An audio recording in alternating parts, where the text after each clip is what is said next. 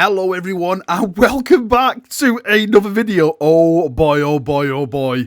The wait has been worth it. We finally have Ghazghkull and Ragnar revealed. The article has just dropped over on the War community site and I'm absolutely blown away. So let's jump in, let's go through it all, let's look at it and let's just fanboy all over the interwebs. Let's do it. So let's start, of course, with Ragnar Blackmane. He's actually the one who's starting all this.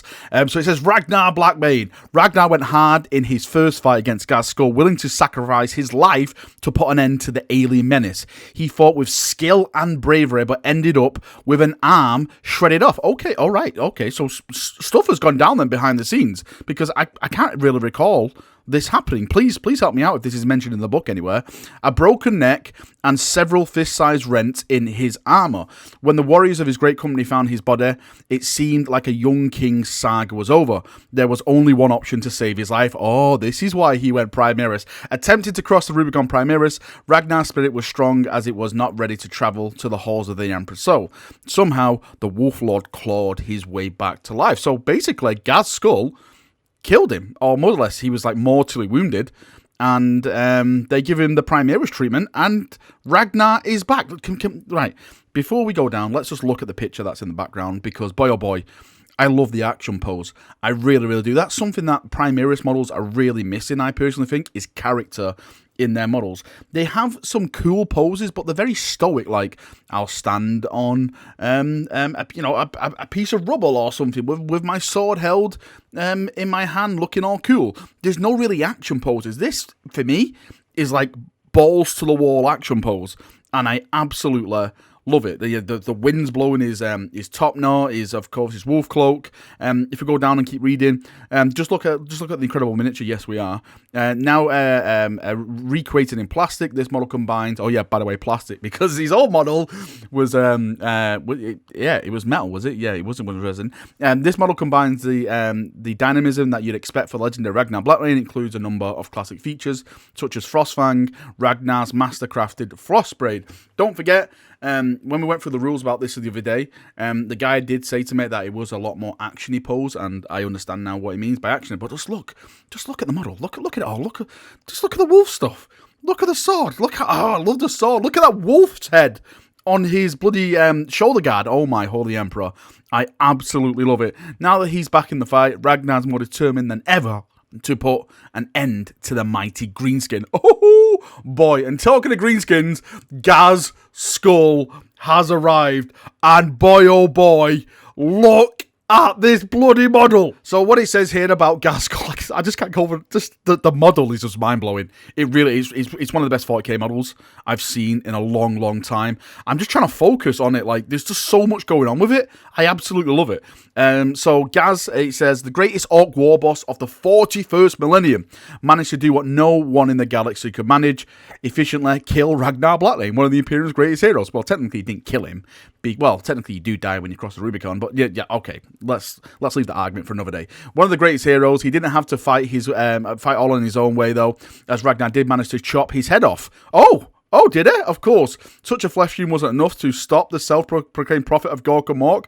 After an enterprising grot managed to find Ghazghkull's head, his remains were taken to Mad Doc Grotsnick, and the Pain Boy had such a plan. Lugging looted macro capacitors into his lab, he began experiments and sheets as Greenfield powers as skies. Gaz lived once more. So basically, it's Ghazghkull of Primaris now.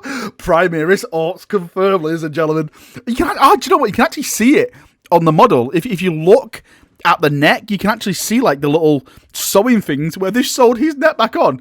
So Ragnar and Gaz basically killed each other, but they're back, because they, one with Mad Orc science, and of course the other with bloody Primaris science. Oh my good god, I didn't expect this at all. It goes on to say, when we say that Ghazghkull is back and he's bigger than ever, what we mean, he's miniature, he's packed with more orc. Yeah, it's just the stuff I was saying before. He's absolutely massive. If we actually go to like the big picture that they like they put in the article, now Ragnar does look big because the way they position Ragnar on a piece of stone.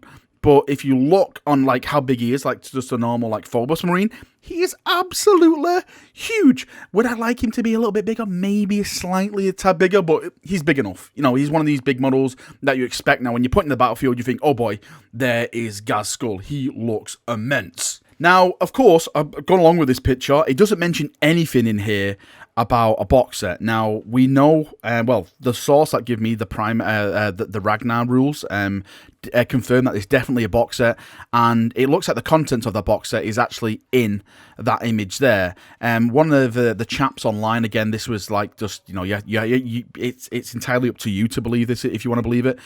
But he was saying that in the box set there will be new Phobos Marines that have like shoulder-mounted weaponry. I can't see any shoulder-mounted weapon in there, but I don't think they would spoil it on a picture like that. I think they'll give it that article its own little thing, to be completely fair. But he did mention some orc stuff that is in that picture, some of the big suits in the back. So it looks like what he said could be true. I'm just wondering with the whole Phobos thing, if that's dead certain, because it'd be a kind of madness to put like a brand new Primaris unit in this box set when you get two brand new Primaris characters, you know, when you get two brand new characters to a different range. All in all, I really don't care what happens. I absolutely love these two models. I'm not a Space Wolf collector, but if I was a Space Wolf collector, I would be losing my mind. That is by far the best Primaris HQ I've seen, really, hands down. It beats Torgarodon's. I know I'm ashamed to say it. I love Tor on his chin, but just the pose and just how it looks, definitely amazing. And of course, Ghazghkull. Look how hench. Look how big and henchy this boy is. I absolutely cannot wait just to see this. I'm actually probably just going to buy this box set, actually, if the price is right, just to get my hands on some of the Phobos, and of course probably split it with an orc friend of mine and give him the orcs, and I'll keep the Primaris and all that kind of stuff. Anyway, that's enough talking from me. Thank you for coming, thank you for watching. There's going to be a lot more, by the way. I'm going to be up at 4 AM today because there's Game Expo stuff. This is not the only reveal today. We're getting more stuff later on, early morning, 4 AM for me. So tomorrow morning I'll be there dropping a video very early morning. I'll set my alarm and stuff like that. Right, that's me done. Thank you for coming, thank you for watching. I hope you've enjoyed it. This is amazing. See you in a bit, and bye-bye.